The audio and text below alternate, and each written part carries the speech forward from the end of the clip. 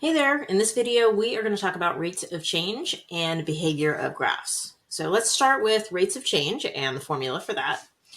Now, don't get too overwhelmed by the formula. A good way to think about rate of change or average rate of change is really what we're looking at here.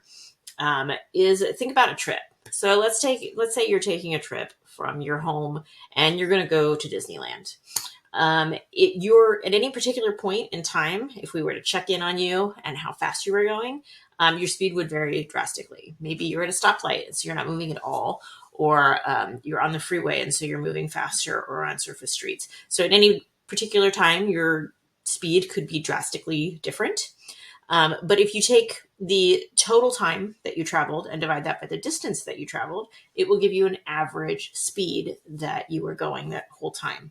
So it doesn't really tell you about any particular moment, but it does give us an average over time of how fast you were going. And so this is really what rate of change is for graphs, as we're looking at the average behavior of a graph between two particular points.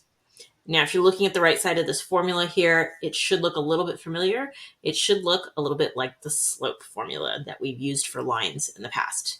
And that's actually really what it is when you're finding the average rate of change, you're finding the slope if you were to draw a line from one point to another directly. So not following the curve of the graph, but just going the quickest way to get from point A to point B.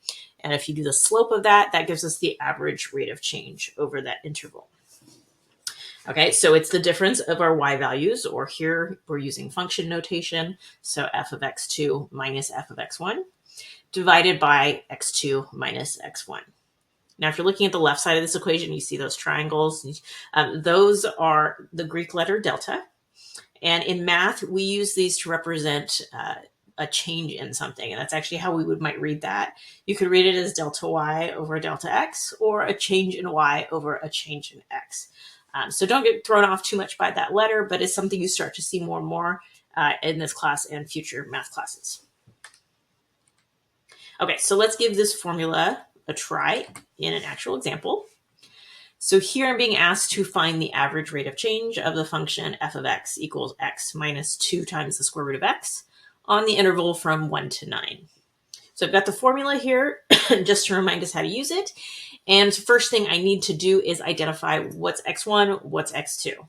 So we can't really choose whatever we feel like here. You want to make sure that your left endpoint is your x1 and your right endpoint is your x2.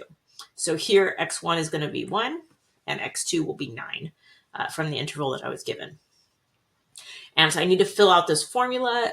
So I will plug both of those values into the given function f of x to figure out what's going to go in the numerator of the formula.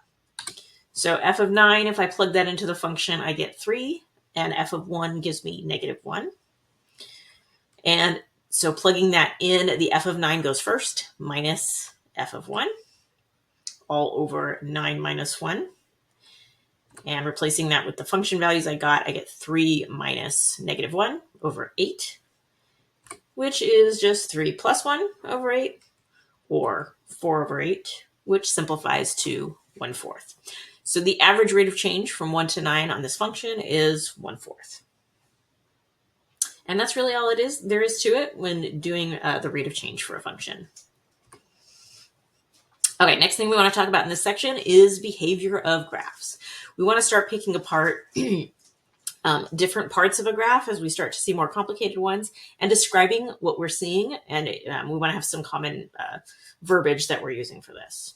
So if I'm looking at a function, if it's going up to the right, okay, so if I'm looking from left to right, and it's going up to the right, we say the function is increasing. I've got some technical definitions here and in the notes that accompany this video, but really just remember, up to the right is going to be increasing. If you're left-handed, maybe you'll want to go down to the left. That would also be another way of describing increasing. For decreasing, we're going to be going down to the right, okay, or up to the left if you're left-handed maybe. And then constant is just a flat horizontal line. Okay, so there's no change. It's not going up or down. It's just flat for a period of time or interval of across the axis there. Now, a lot of times what we'll be asking you with problems like this is to identify the intervals on which a graph is increasing, decreasing, or constant.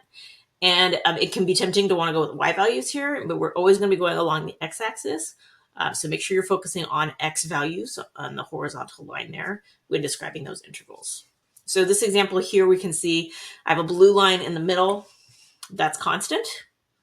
Okay, so that looks like it looks like the interval from 0 to 3 along the x-axis.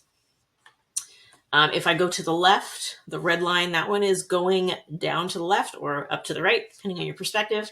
And so that is increasing. So that looks like it would be from negative infinity to 0. And then the last piece over on the right here of this piecewise defined function is going down to the right. So that's decreasing. And it looks like it's from 3 to infinity that we're decreasing there. Something else that we want to be able to describe in this section is what we call extrema or extrema, however you want to pronounce it. We look at local and absolute extrema when we're looking at a graph. And so basically these are peaks and valleys is what we're looking for on a graph. Local maximum means that if you look to the left and to the right of a point, it's the highest point, basically. And for a local minimum, well, if you look to the left and to the right, it's the lowest point on the graph. For just that little area. It doesn't have to be the lowest part in the entire graph to be local, just in the immediate vicinity of it. So everywhere around, right around it, is at the highest or the lowest point. If it's the absolute highest or absolute lowest point anywhere on the graph, then those would be your absolute minimum and maximum values. So looking at a graph here with lots of curves in it, if I look on the left there, I have a peak at the top. That would be a maximum value, but it's only a local maximum because if I keep going all the way to the right end of this graph, I can see that there are parts of the graph that actually do go higher than this. It's going off to infinity. So it's a local maximum because right around it, it's the highest point, but it's not an absolute maximum because it's not the absolute highest point of the entire graph. And if I look off to the right, there's a little valley at the bottom, that little low point. That would be a local minimum for the same reason. Right around it, it's the lowest point, but it's definitely not the lowest point in the entire graph because off on the left side, we do go lower than that value. Okay? So that's how minimums and maximums work. So let's look at an example. So for the function y equals the square root of 9 minus x squared, we want to find where is it increasing or decreasing, and are there any local or absolute extrema going on here. Okay, so when I graph it, I get this image of kind of a half circle, the top half of the circle. Okay? Looking at the left side of it, it starts at the x-axis and it goes all the way up to 3 on the y-axis. And so it's going up to the right. So that is an interval that's increasing. And it looks like it goes from negative 3 to 0. So my interval of increasing, and my animations are different from what I was expecting. And then to the right of the y-axis, it starts going down to the right, and so that's decreasing. So it's increasing from negative 3 to 0, and it's decreasing from 0 to 3. Okay. And local and absolute extrema, well, it has a peak at the very top. That's the highest point of the whole graph.